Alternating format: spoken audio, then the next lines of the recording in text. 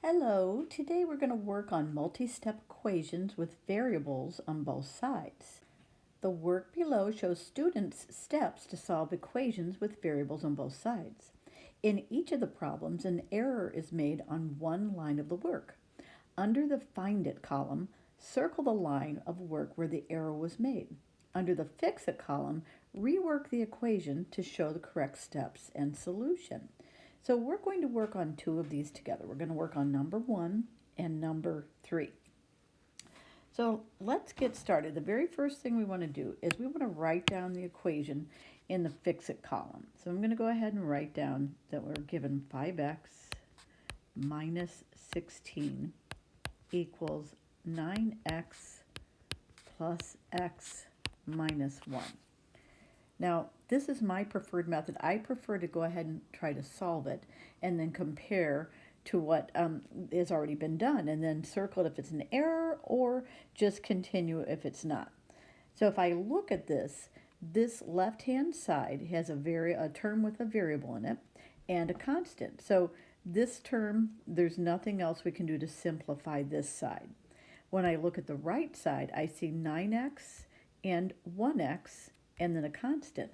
So we can do one solving step. We can place a 1 where the x is, and then we don't have to use the distributive property, but we do need to combine the like terms. So we're going to put together this set of 9x's and this 1x together, and we're going to get 10x, and then this minus 1 is by itself. There's nothing to combine with because remember, when we combine terms, we cannot cross over that equal sign.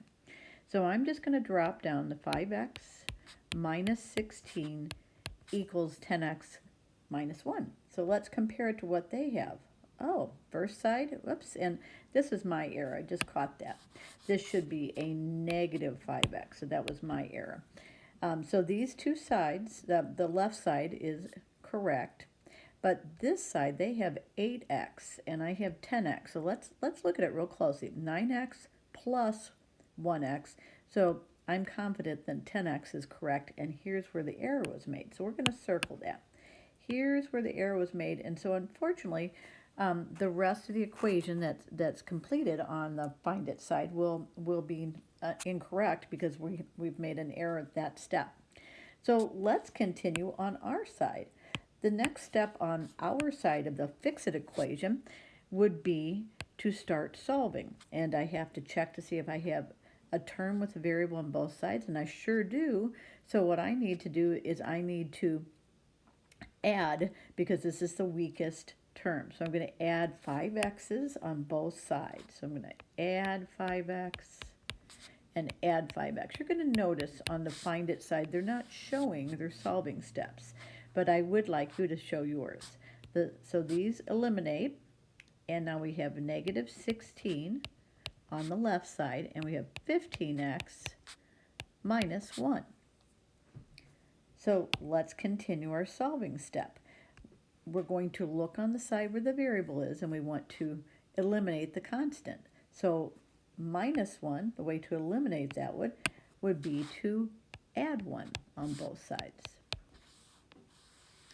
Now, if you remember your integer rules, when we have a negative and a positive, it's like we're subtracting them, but we keep the sign of the highest value. You can just use your calculator, though, and put negative 16 plus 1, and you should get negative 15. On this side and on the other side, these eliminate, and you should have 15x. So our final solving step should be to divide by the coefficient on both sides. So the coefficient of x, and it's a messy 15, coefficient of x is 15, so I divide it on both sides so I can eliminate the coefficient. And we have our x on this side equals negative 15 divided by positive 15 is going to be a negative, so negative 1. So our solution should be negative 1 equals x, or you can rewrite it as x equals negative 1. You can see that they just switch sides down at the bottom. So that's what you would do if you didn't have to use a distributive property. You could just go right to term combining. And the second number 2 is similar. However, the error doesn't always occur in the second step. I would strongly suggest you show your solving steps and perhaps do it and then compare, or you can just check their work and then see if you can find the error. So now I'd like to go to number 3. Again, my preferred method is to go ahead and try to solve it on my own and then compare.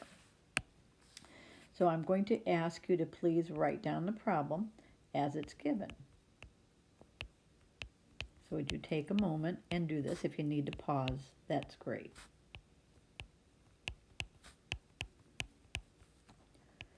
So I'm going to double check because last time I did not copy it down correctly.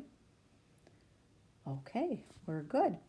So on this particular problem, I see parentheses, which lets me know that right away I have to use the distributive property. Now this 6 is not part of the parentheses in any way. It's a completely separate term. But this 8 is in front of the parentheses, and I see a plus sign. That's important. I'm going to use that 8 as a positive 8. So positive 8 times x, and positive x, I'm going to get positive 8x. Signs are very, very important. Inside I see a minus 1, so I'm going to use that like a negative 1. A positive 8 times a negative 1 would be a negative 8. So we've released the parentheses on the left side. So let's just go ahead and compare. So this side does match this side. So far, so good. Let's go over now to the right side. This is 2 times 3x, so that would be 6x, and 2 times positive 4, and that would be positive or plus 8. And if I compare sides, okay, this line and this line are exactly the same. Now we're going to term combine. We're going to start on this side, and I noticed that they wrote down the term with the x. That's actually my preferred way, but I want you to know if it starts with a constant, you could start gathering up the constants, but I prefer generally to gather up terms with my variables in it. So you notice it says plus 8x, but I can just write that as a positive 8x. I don't have to use a plus sign. And now I have a positive 6, and I have a minus 8, so I could put that in a calculator as 6 minus 8, or I can think of it as positive 6 plus negative 8, and I would get a negative 2. So I'm going to choose to write my negative 2 instead of plus negative 2. I'm going to choose to write it as minus 2, because adding a negative 2 moves us down the number line, as well as subtracting 2 moves us down the number line. So if we compare, yep, we're good so far. So we're in agreement. So the other side stays exactly the same because I already have one term with a variable and one term with a constant. I don't have to gather anything else on that side. So now we're to the solving step. I'm going to go ahead and build my wall, and I'm going to eliminate the weaker term with the variable since there's variables on both sides.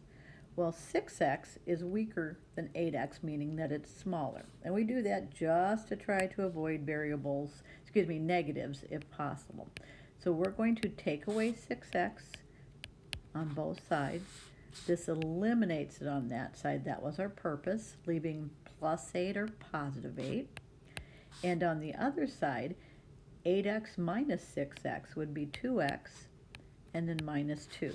So let's stop and compare.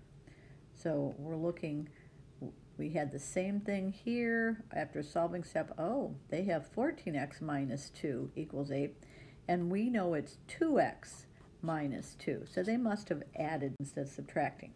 So we're going to circle this line. This is where the error occurs. And so we're going to continue to solve our side. We're going to look on the side where the variable is, and we want to eliminate the constant. So we're going to add 2 to both sides.